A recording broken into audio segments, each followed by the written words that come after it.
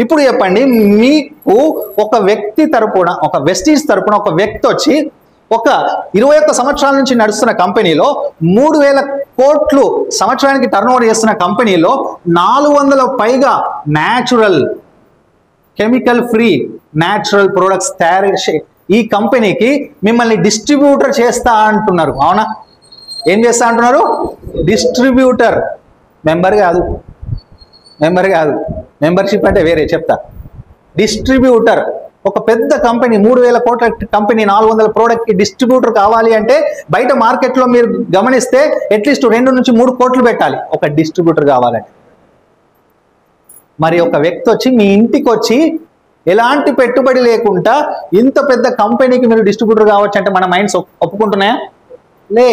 ఎందుకంటే మైండ్లో ఏమున్నాయి? పెంట, చెత్త జమైన ఇవన్నీ క్లీన్ చేసుకోవాల్సిన అవసరం ఈ రోజున ఉంది మనకి.